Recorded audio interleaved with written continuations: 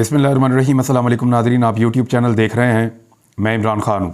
एक स्टोरी इस वक्त मार्केट में आई और वो आते ही छा गई।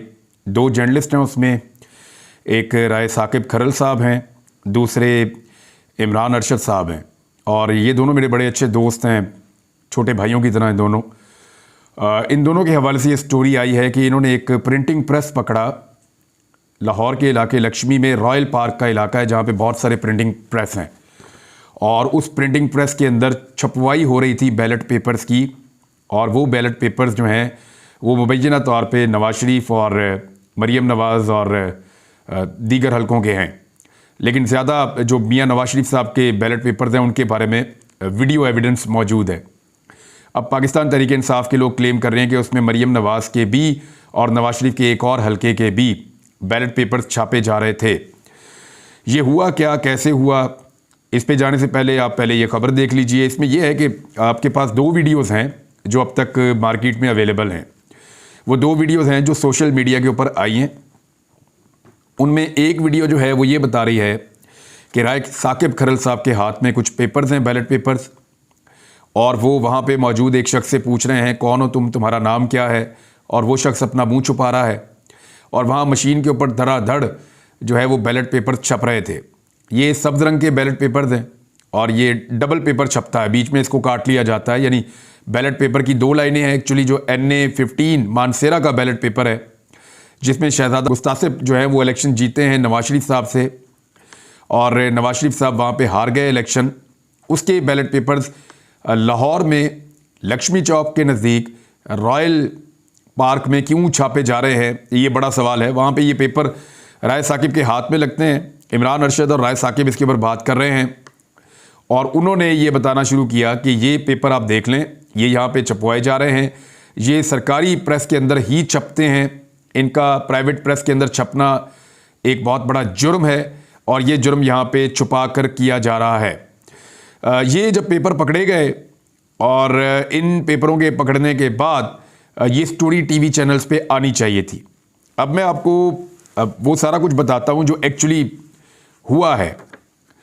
राय साकिब और इमरान अरशद साहब खाना खा रहे थे दोपहर का, और ये खाना खा रहे थे गुलबर्ग में। वहाँ इनको एक शख्स आकर मिलता है, उनके साथ बातचीत करता है और वो इनको पहचान लेता है। राय साकिब को लोग पहचानते हैं, इमरान साहब को भी लोग पहचानते हैं, क्योंकि सोशल मीडिया की आपको ताकत का अंदाज़ा है। जर्नलिस्ट जहाँ भी जाते हैं लोग उन्हें पहचान लेते हैं कि हमने आपकी वो खबर देखी थी, वो खबर देखी थी। लोग तस्वीर भी बनाते हैं साथ रिकॉर्ड के लिए। तो वो शख्स आया, उसने राय साकिब साहब को पहचाना और उसने कहा जी, वो बातों बातों में उसने बताया जी कि मैं आपको एक स्टोरी देता हूँ। उन्होंने कहा बताएं। उन्होंने कहा जी रॉयल पार्क में एक जगह है, वहाँ मैं आपको ले जाता हूँ, वहाँ पे मरीम नवाज़ के इलेक्शन के लिए बैलेट पेपर्स छप रहे हैं। अब इन दोनों के लिए बहुत बड़ी स्टोरी थी। इन्होंने फौरी तौर पर इससे पहले कि ये दफ्तर से उसने कहा जी अभी छप रहे हैं, अभी पेपर छप रहे हैं, मैं आपको अभी ले जाकर दिखा देता हूँ। तो ये फ़ौरन उठे, इन्होंने कहा चलो हमें ले जाओ। इनके पास इतना टाइम भी नहीं था कि ये दफ्तर से अपने कैमरामैन्स को और टीम्स को बुलाते। इन्होंने अपने मोबाइल फ़ोन्स पकड़े और उन्होंने कहा मोबाइल फ़ोन का दौर है, मोबाइल फ़ोन में हर चीज़ रिकॉर्ड हो जाती है। और ये फौरी तौर पे उसके साथ निकले और वो रॉयल पार्क के अंदर गलियों में ले गया। वहाँ पे एक बिल्डिंग थी, उसके दूसरे फ्लोर के ऊपर मशीनें लगी हुई थी, नीचे ऊपर हर तरफ वहाँ पर यही मशीनें लगी हुई हैं, वो सारे प्रिंटिंग प्रेस हैं वहाँ पर। तो ऊपर वाली मंजिल पे जो मशीनें लगी थी उनमें से जो आखिरी वाली मशीन थी, उस मशीन के ऊपर बैलेट पेपर छप रहे थे। जैसे ही ये वहाँ पहुँचे और इन्होंने जाकर देखा, अच्छा वो शख्स भी इनके साथ गया। फिर जब ये अंदर गए और इन्होंने ये कार्रवाई शुरू की तो बहुत सारे लोग भी आसपास से जमा होना शुरू हो गए। थोड़ी देर के बाद वहाँ पे रश लग गया और तरह तरह के लोग वहाँ पे आ गए और उन्होंने बातें करना शुरू कर दी। इन लोगों ने जाते ही राय साकिब ने और इमरान अरशद ने, इन्होंने वहाँ पे बहुत सारी रिकॉर्डिंग कर ली अपने मोबाइल फ़ोन्स में। अपने मोबाइल फ़ोन्स में इन्होंने रिकॉर्डिंग की। वहाँ पे लोकल भी लोग इनको मिल गए और वो इनको कहना शुरू हो गए कि ये देखें कितनी बड़ी ज़्यादती हो रही है, हमें तो आइडिया नहीं था कि यहाँ पे ऐसा काम हो रहा है। इन्होंने वहाँ पे जो लड़का था जो छाप रहा था उससे जब सवाल जवाब किए तो वो जवाब नहीं दे पा रहा था। तो फौरी तौर पे एक बंदा आया जिसने कहा मैं इस प्रेस का इंचार्ज हूँ, आप मेरे से बात करें। तो इन्होंने उससे पूछा कि आप इसके इंचार्ज हैं, इसका मालिक कौन है? तो उन्होंने को मियाँ साहब करके नाम बताया कि वो बंदा मालिक है। तो जब मालिक के बारे में पूछा तो उसने कहा जी कि मालिक का ताल्लुक PMLN से है। ये भी उस बंदे ने जो वहाँ पे इंचार्ज है उसने कंफर्म किया। और ये जो असल वीडियो रिकॉर्ड हुई है जिसका रिकॉर्ड राय साहब के पास है या इमरान अरशद साहब के पास होगा। ये जो असल वीडियो रिकॉर्ड हुई है उसके अंदर बाकायदा उस बंदे का नाम और उसकी सियासी वाबस्तगी भी बताई गई है। अब वहाँ पे नून लीग का बंदा है, उसके प्रिंटिंग प्रेस के अंदर जो है वो पेपर्स छापे जा रहे हैं और पेपर्स छापे जा रहे हैं नवाज शरीफ के हल्के के।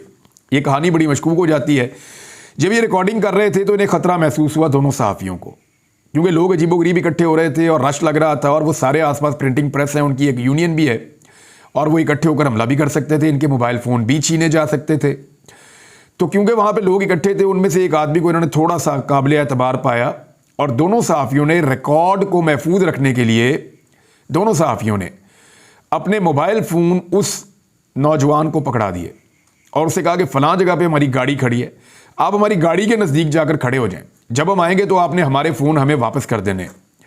और उस शख्स का फ़ोन ले लिया कि आप अपना फ़ोन हमें दे दें, हमने थोड़ी सी रिकॉर्डिंग करनी है। वो शख्स अपना फ़ोन इन्हें देखकर इनके दोनों टेलीफोन लेकर चला गया, मोबाइल फ़ोन लेकर चला गया गाड़ी के पास। वो वहाँ जाकर खड़ा हो गया और इन्होंने उस शख्स के मोबाइल से 2 वीडियोस रिकॉर्ड की, जिसको आप इंट्रो कह सकते हैं। यानी ये जो वीडियो आप देख रहे हैं ये उस शख्स के मोबाइल फ़ोन से रिकॉर्ड हुई हैं जो अननोन आदमी है, जिसका ताल्लुक सिर्फ राय साकिब साहब से और उस सहाफ़ी से इमरान अरशद साहब से वक्ती तौर पे बना था और ये उनके साथ राब्ते में है। ये मैं आपको कंफर्म कर दूं क्योंकि बाद में इन्होंने वी ट्रांसफ़र के ज़रिए से उस बंदे से फुटेज मंगवाई थी कि जनाब जो फुटेज हमने आपके फ़ोन में बनाई है वो हमें आप वी ट्रांसफ़र कर दें। वी ट्रांसफ़र जो है ना फुटेज भिजवाने का एक तरीका होता है, जैसे आप व्हाट्सएप करते हैं या कुछ और। तो उस बंदे ने वो फुटेज इनको भेजी भी थी, लेकिन इन्होंने उस बंदे के मोबाइल से वो फुटेज डिलीट नहीं की। इन्हें लगता था जब ये दफ्तर जाएंगे ये स्टोरी चल जाएगी। ये वहाँ से जब निकले सारी सिचुएशन काफ़ी टेंस हो गई। इन्होंने कहा पुलिस को कॉल किया जाए, इंतज़ामिया आना शुरू हो गई। फिर ये वहाँ से निकल गए दोनों सहाफ़ी। इन्हें अंदाज़ा हो गया कि ये यहाँ पे मामला बढ़ता जा रहा है और इनके पास बहुत बड़ा स्कूप था, बड़ी एक्सक्लूसिव इनके पास एक स्टोरी थी। अब ये जब निकले तो इनके दिमाग में बहुत सारे सवालात थे। एक तो ये था कि क्या ये स्टोरी जो है इसकी मज़ीद छानबीन की ज़रूरत है, क्या अपने सोर्स को मज़ीद चेक करना चाहिए। लेकिन साथ ही साथ ये भी कह रहे थे और इनका ये मानना था उस वक्त, और मैं भी एक सहाफ़ी के तौर पे यही कहूँगा कि ये खुद एक बहुत बड़ी स्टोरी है। ये पेपर कौन छपवा रहा था, किस तरह छप रहे थे, ये साजिश किस तरह हुई है, इसके पीछे कौन है, ये सारी चीज़ें सानवी हैं। असल बात तो ये है कि एक सरकारी पेपर जिसको सरकार के प्रिंटिंग प्रेस में छपना चाहिए, वो पेपर कैसे मुमकिन है कि एक प्राइवेट प्रिंटिंग प्रेस के अंदर छप जाए। बहुत बड़ा सवाल है। ये सवाल इतना बड़ा था, अज खुद इतनी बड़ी स्टोरी थी कि इसको फौरी तौर पे टीवी चैनल्स पे चलना चाहिए था। हम न्यूज़ के साथ वाबस्ता है राय साकिब और इमरान अरशद साहब वाबस्ता हैं न्यूज़ के साथ। ये दोनों अपने अपने चैनल्स को जाके बताते हैं कि हमारे पास ये स्टोरी है और दोनों चैनल्स चलाने से इनकार कर देते हैं। दोनों चैनल्स ने कैटेगोरिकली मना कर दिया कि ये स्टोरी नहीं चलानी और फिर दबाव का एक सिलसिला था। ना तो इमरान अरशद साहब ने और ना ही राय साकिब साहब ने, दोनों ने अपने अपने ट्विटर से या अपने अपने सोशल मीडिया पे एक भी चीज़ शेयर नहीं की। ये दोनों सहाफ़ी एक चैनल से वाबस्ता ज़रूर है, लेकिन इसके साथ साथ ये दोनों सहाफ़ी अपना सोशल मीडिया भी इस्तेमाल करते हैं और इन दोनों सहाफ़ियों ने, बड़े क्रेडिबल जर्नलिस्ट हैं, मेरे छोटे भाइयों की तरह हैं, इन दोनों ने अपने सोशल मीडिया के ऊपर भी इस स्टोरी को पेस्ट नहीं किया, नहीं डाला, क्योंकि वो ये समझते थे कि ये बहुत बहुत हैवी चीज़ है। अगर चैनल इसका बोझ नहीं उठा रहा तो इसका रिएक्शन बड़ा खौफनाक आएगा। वो इस कैलकुलेशन में थे कि क्या करना चाहिए। और ये जो छापा पड़ा है इसकी तारीख मैं आपको बता देता हूँ, ये 16 तारीख को पड़ा है, जुम्मे वाले दिन। जुम्मे वाले दिन 16 तारीख को ये स्टोरी जो है वो रिकॉर्ड हुई है और उसके बाद लाहौर के कुछ सहाफ़ियों को इसके बारे में कुछ ना कुछ पता ज़रूर था। कुछ सहाफ़ी इसके बारे में जानते थे। मेरी एक चैनल के ब्यूरो चीफ से बात हुई, बड़े चैनल के ब्यूरो चीफ हैं, वो कह रहे हैं जी हमने भी अपना बंदा भेजा था बाद में, लेकिन तब तक मामला साफ़ हो गया था। और वो ये कह रहे हैं कि ये खबर मार्केट के अंदर फैली हुई थी, लेकिन ये चला कोई नहीं पाया क्योंकि जिनके पास सबूत थे वो चला नहीं रहे थे और हमारे पास था कुछ नहीं चलाने के लिए। तो ये 16 तारीख का वाक़या है, 2 दिन गुजर चुके थे, किसी के पास कुछ नहीं था। उसके बाद ये होता है कि तहरीक-ए-इंसाफ को भिनक पड़ती है कि यहाँ पे ये काम हो रहा था। वो अपनी एक टीम को उस इलाके में भेजते हैं और वो जाके ढूंढना शुरू करते हैं लोग कि जनाब कुछ तो उनको मिले। वो इनसे भी रब्ता करते हैं, इनसे रब्ता नहीं होता। राय साकिब साहब का अभी भी नंबर बंद है, इमरान साहब से भी रब्ता नहीं होता, उनसे भी नहीं हो रहा। तो जब दोनों सहाफ़ियों से रब्ता नहीं हो रहा था तो पाकिस्तान तहरीक-ए-इंसाफ ने, जो वहाँ पे उनके लोगों ने इन्वेस्टिगेट किया मकामी लोगों ने, तो उन्हें एक शख्स के मोबाइल फ़ोन से और एक दूसरे शख्स के मोबाइल फ़ोन से 2 वीडियो क्लिप मिल गए। एक वही शख्स जिसके मोबाइल में राय साहब ने रिकॉर्ड किया था, राय साकिब ने, और दूसरा शख्स एक और शख्स था, वहाँ पे मैं उसका आइडेंटिफिकेशन नहीं बताना चाहता मैं दोनों की। तो दूसरे शख्स ने वहाँ पे जो रिकॉर्ड किया था, ये 2 क्लिप पाकिस्तान तहरीक इंसाफ के हत्थे चढ़ गए या वहाँ के लोगों के हत्थे चढ़ गए और वहाँ से पीटीआई के सोशल मीडिया तक पहुँच गए घूमते घूमते, क्योंकि पीटीआई का सोशल मीडिया पाकिस्तान की हर गली में बैठा हुआ है, हर मोहल्ले में बैठा हुआ है। तो वहाँ से वो निकला और फिर उसके बाद जो भूचाल आया पूरे मुल्क के अंदर वो आपके सामने है। तो मैं आपको क्लियर कर दूं कि ये दोनों सहाफ़ी जो हैं, इन्होंने बड़ी ईमानदारी के साथ काम किया था, इनकी नीयत बिल्कुल ठीक थी, लेकिन इनके ऊपर प्रेशर बहुत ज़्यादा था। वो इस स्टोरी के बोझ को समझ सकते थे, उन्होंने इसके ऊपर फिर वहाँ पे इसको रोका।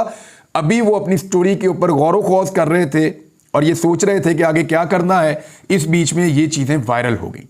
अभी तक जो ऑफिशियली राय साहब ने या इमरान साहब ने जो ऑफिशियली चीज़ें छापी हैं, जो उनके मोबाइल्स के अंदर या रिकॉर्ड के अंदर मौजूद है, वो अभी तक हमने किसी जगह पे भी ऑन एयर नहीं देखी। उनके अंदर जो हकायक हैं वो ज़्यादा खौफनाक है।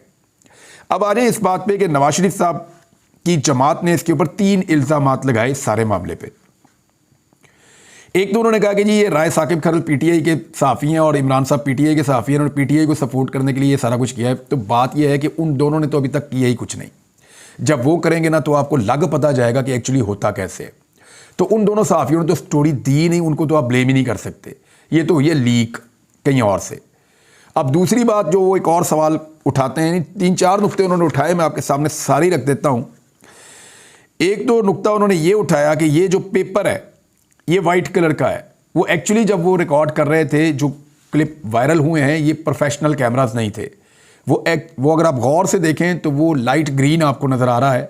वो वाइटिश इसलिए है कि वहाँ पे वाइट बैलेंस करने का, ये टेक्निकल लैंग्वेज आप नहीं समझेंगे, बाद वक़्त आप लाइट ग्रीन कलर का ये पेपर होता है कौमी असम्बली का, इसको जब आप देखते हैं और तेज़ लाइट के अंदर आप अचानक उसके ऊपर कैमरा मारते हैं तो वो आपको वाइट सा नज़र आता है। एक्चुअली वो ग्रीन था और वो कई वीडियोज़ के अंदर जो दूसरे क्लिप के हिस्से हैं वहाँ पर आपको प्रॉपर ग्रीन नज़र आ रहा है।